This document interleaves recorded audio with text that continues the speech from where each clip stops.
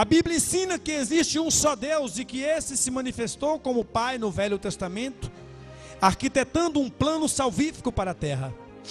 Manifestou-se no Filho do Novo Testamento, executando o plano salvífico na terra. E manifestou-se em forma de Espírito também no Novo Testamento e nos dias neotestamentários nossos, consumando o plano de salvação. No livro de Mormons e Ensinamentos do Profeta Joseph Smith, página 361, 362, ele diz assim, existe o Deus Pai, o Deus Filho, o Deus Espírito Santo, que são três deuses separados. Quantos concordam com isso? Diga amém. Concorda não? Não podemos concordar com o que não está nas Escrituras, porque esse Deus é três pessoas, e nós temos aqui três pessoas distintas. Distintas quer dizer cada um com uma natureza separada. Distinta quer dizer o DNA é diferente. Então nós temos três deuses e não...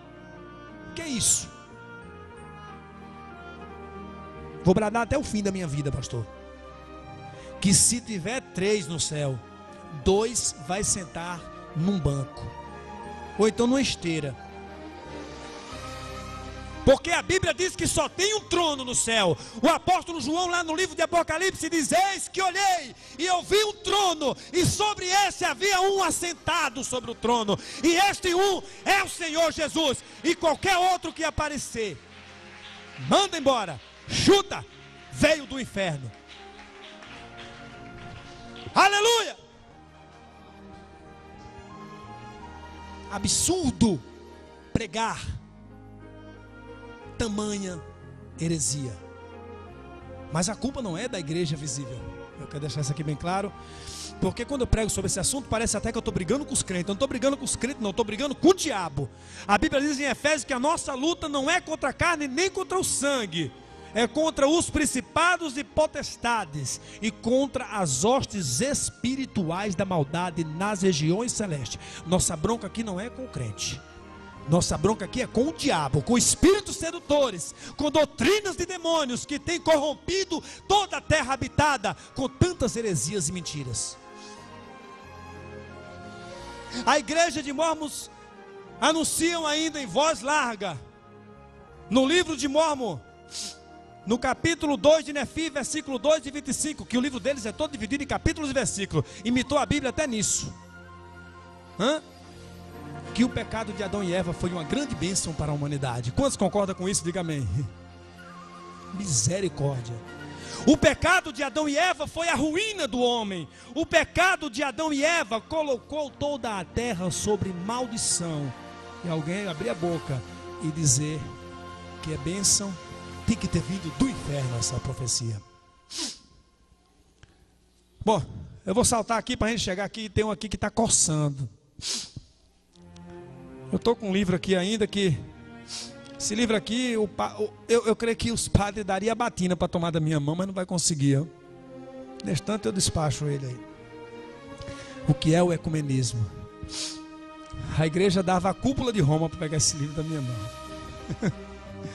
Deus abençoe que aqueles que forem eleitos para a salvação, que estejam lá dentro, estejam ouvindo essa gravação e sejam alcançados pela misericórdia de Deus. Vamos orar por as pessoas que estão assistindo esse trabalho agora e os que irão assistir no decorrer dos tempos, porque esse trabalho está indo para uma audiência externa, né? Nós estamos gravando esse trabalho. A Bíblia diz que a palavra de Deus, é a única, definitiva, absoluta e total palavra de Deus. Qualquer outra coisa que vier fora disso, discorde. Mas, meu Deus, quantos querem ir para casa descansar? Amém, né? Glória a Deus. Mas amém para prosseguir, né? Amém. Aí tem pouca coisa, daqui a pouco nós terminamos. São o quê? São que hora aí, pastor? Eu não estou conseguindo olhar a hora do seu relógio não. Vem aqui para mim.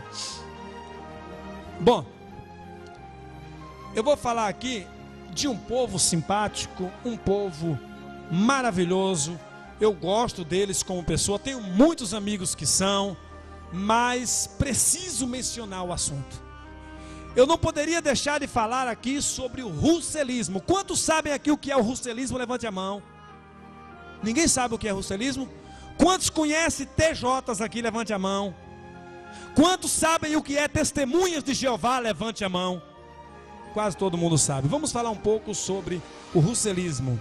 Porque testemunha de Jeová, ou seja, testemunho do Deus que autocriou-se, é aqueles dos quais Jesus falou lá no livro de Atos: vós sereis as minhas testemunhas. Nesta noite nós temos homens e mulheres que são verdadeiras testemunhas de Jeová, porque creu que ele veio em carne, e a Bíblia diz que aquele que não crê que ele veio em carne é mentiroso, é anticristo, é antipalavra. Você é uma verdadeira testemunha de Jeová. Sabe por quê? Porque a palavra Jeová vem do tetragrama grego YHWH. Um dia desse você vai ser surpreendido com o folheto deles, com esse tetragrama. Eles tentam explicar esse tetragrama. Esse tetragrama, a verdadeira pronúncia seria, a verdadeira pronúncia ninguém conhece. Mas a pronúncia mais utilizada lá na antiguidade era Iahoer, que quer dizer autocriado, criado por si mesmo.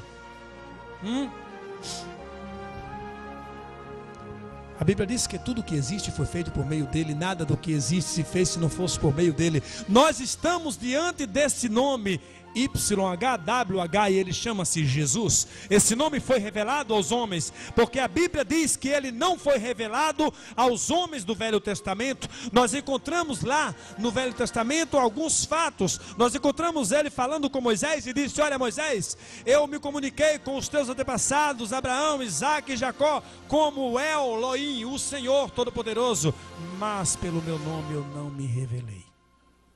Êxodo capítulo 6, versículo 13 ou vice-versa, não me lembro bem. Mais adiante nós encontramos Deus dando a ordem para que Moisés fosse lá e trouxesse o povo para adorar no deserto. Moisés, preocupado, pergunta para Deus: Senhor, como é que eu chego para Faraó? Porque todo mundo aqui tem o seu Deus, o nome do seu Deus. Como é que eu chego para ele com um Deus sem nome? Como é que eu digo para ele? Quem me mandou aqui? Diga a ele que eu sou, te enviou. Eu sou é nome? Não. Eu sou a resplandecente estrela da manhã. Eu sou o criado por si mesmo. Eu sou o alfa e o ômega, primeiro e último. Eu sou o Pai, eu sou o Filho, eu sou o Espírito Santo e o meu nome é Jesus. Este é o nosso Deus. Vai lá, Moisés, diz a ele que eu sou, estou te enviando e eu quero ver ele resistir. Aleluia! Depois nós encontramos Manoá, pai de Sansão.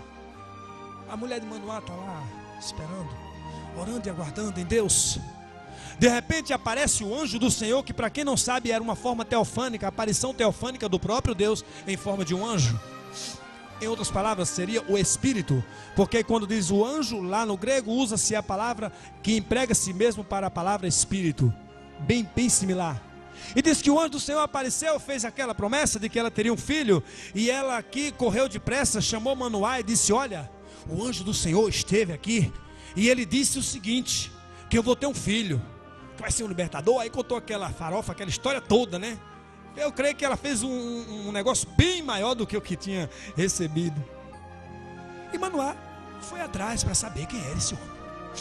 Mas cadê ele? Você está lá ainda, está lá, vamos lá. Aí foram lá. Aí chegaram lá e encontraram com o anjo do Senhor, de novo. As mesmas palavras foram repetidas. E aí Manoá chegou para ele, um homem de fé, um homem que vivia na integridade de Deus. Ele disse: agora eu quero saber uma coisa, para quando isto acontecer a gente te adorar. Me diga qual é o seu nome. A Bíblia diz que aquele anjo era Deus, porque Manoá disse assim: vimos a Deus. Era uma teofania, aparição em forma de anjo. Diga qual é o teu nome, para que quando essas coisas ocorrerem, eu vim te adorar. Aí Deus, que já estava com um grande projeto em mente, leva ele mais na frente, a 740 anos antes de Cristo. Ele diz: olha, eu não vou dizer o nome não, mas eu vou dar uma pista, quem for sabido descubra. Por que tu quer saber o meu nome? O meu nome é maravilhoso. Maravilhoso. E aí, pastor, levou Manoá para onde? Manoá não sabia a resposta. Deus não deu a resposta a ninguém que perguntou o seu nome. Sabe por quê? Porque o nome de Deus estava reservado para ser revelado em Jesus. E ele apontou lá para Isaías 9:6. Porque ele disse: meu nome é maravilhoso. Referindo-se a Jesus Cristo, Isaías diz: um menino se nasceu, um filho se nos deu, o principado está sobre os seus ombros, e o seu nome será Conselheiro, Maravilhoso, Deus Forte, Pai da Eternidade e Príncipe da Paz. O nome de Deus é Jesus. Estava ali apontado para o futuro. Como é que alguém ainda chega e tenta dizer que é testemunha desse Deus, se não tem nem conhecimento do nome exato dele? Dá para entender, irmão? Lá no livro de Isaías 42, 52, 6, 42, alguma coisa. É muita escritura na minha cabeça hoje. Foi quase 3 horas ou foi 4 de pesquisa. Bom, está no livro de Isaías, eu vou achar aqui, rapidinho. No livro de Isaías, onde diz assim, ó. Eita, Deus grande, Deus vai nos dar sabedoria e força. 52, 6. Olha quando foi isso. Até essa data, ninguém sabia o nome de Jesus, de Deus ainda. Segundo o que diz a Bíblia, até essa data, ninguém sabia o nome de Deus. Sabe por que eu digo? Porque Isaías disse pelo Espírito Santo: e o meu povo, os crentes, e o meu povo saberão o meu, mais alto, saberão o meu. Se fala saberão, é porque não sabia ainda. O verbo está no futuro. Saberão. Mas por que existe 6.828 vezes o tetragrama lá no Velho Testamento? Existe. Toda vez que o tetragrama aparece no Velho Testamento, que alguns tradutores colocam Jeová, outros tradutores colocam Senhor, outros tradutores colocam Deus Eterno, é porque não sabe que nome é aquele.